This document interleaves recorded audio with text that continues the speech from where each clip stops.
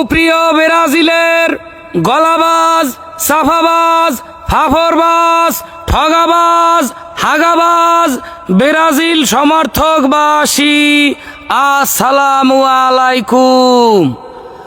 আপনারা যে যেই গর্তেই থাকুন, যেখানেই লুকিয়ে থাকুন, ভয় পাবেন না, আমরা আপনাদের সাথে আছি।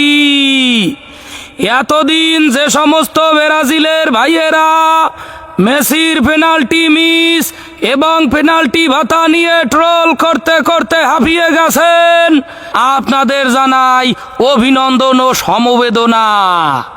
যারা গলাবাজি করতে করতে মারা খাইতে খাইতে এখন মুখ দেখানোর জায়গা নাই বলে গর্তে ফলাইয়া রইছেন, খাবার পানীয়র অভাবে গলা হুকাইয়া যাইতে আছে, তাদের জন্য প্রতি গর্তে গর্তে 2 লিটার 7 আপ সরবরাহ করা হবে।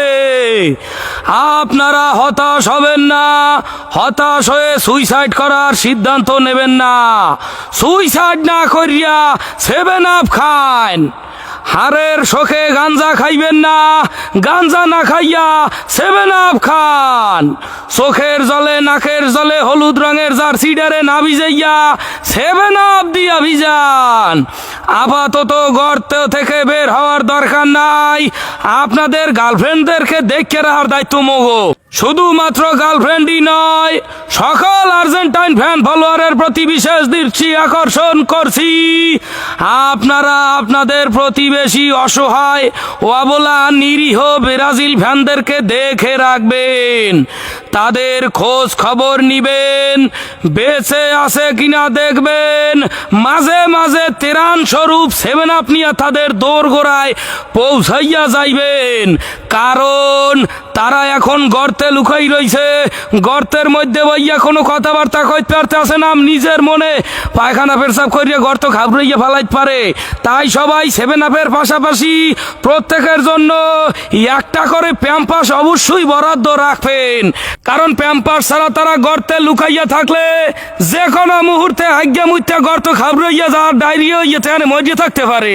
এই লেগে আপনারা হ্যাঁ একটা প্যাম্পাসের ব্যবস্থা করবেন, যদি সম্ভব হয় একটা পায়খানার ফ্যানও হ্যাঁ বদনা সহ ব্যবস্থা করবেন।